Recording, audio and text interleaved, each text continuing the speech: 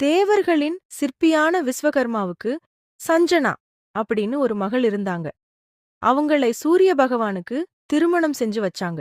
சூரிய பகவானோட அதிகப்படியான வெப்பத்தையும் வெளிச்சத்தையும் சஞ்சனாவால் தாங்கவே முடியல.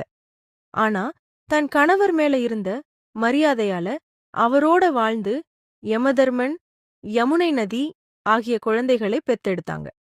ஒரு கட்டத்துல சூரியனின் வெப்பத்தை சுத்தமா தாங்க முடியாம போன சஞ்சனா தன் அப்பாவிடம் சென்று இதுக்கு என்ன வழி இருக்குன்னு கேக்குறாங்க. நீ தவம் இருக்கிறது தான் ஒரே வழின்னு சொல்றாரு. தவம் பண்ணி தன் சக்திய கூட்டிக்கலாம்னு முடிவு பண்ணாங்க.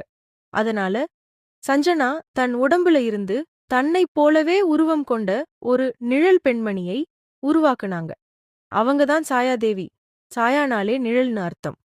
நான் திரும்பி வர்ற வரைக்கும் நீ சூரிய பகவானை நல்லபடியா பார்த்துக்கோ. யாருக்கும் இந்த உண்மை தெரியக்கூடாது அப்படின்னு சொல்லிட்டு தவம் செய்ய போயிட்டாங்க.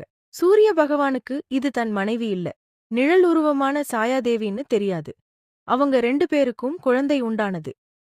தன் வயித்துல குழந்தை இருக்கும்போது சாயாதேவி சிவபெருமான் மேல தீவிர பக்தி கொண்டு கடுமையான தவம் இருந்தாங்க.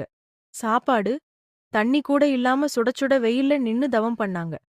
சூரியனின் வெப்பமும் தாயோட தீவிர தவத்தின் சூடும் சேர்ந்து வயித்துல இருந்த குழந்தைய பாதிச்சது. இதனால குழந்தை பிறக்கும்போதே நல்ல கருப்பு நிறத்துல பிறந்தது. அந்த குழந்தைதான் சனி பகவான். குழந்தை பிறந்த உடனே சூரிய பகவான் பார்க்க வர்றாரு.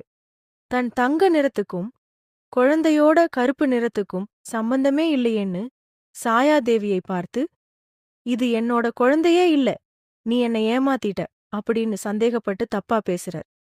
தன் தாயை சூரியன் தப்பா பேசினதை பார்த்து பிறந்த பிஞ்சு குழந்தையான சனி பகவானுக்கு செம கோபம் வந்துருச்சு.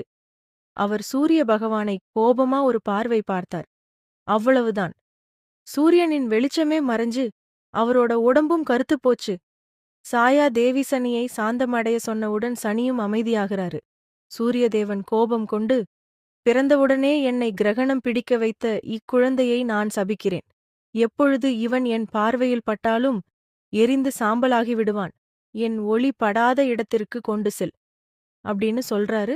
உடனே சாயாதேவி சனி பகவானை பாதுகாப்பான இடத்தில் வைத்து இரவில் சனியுடனும் பகலில் யமன் மற்றும் யாமியுடனும் இருந்தார். அவரின் தியாகம் மதிப்பற்றது.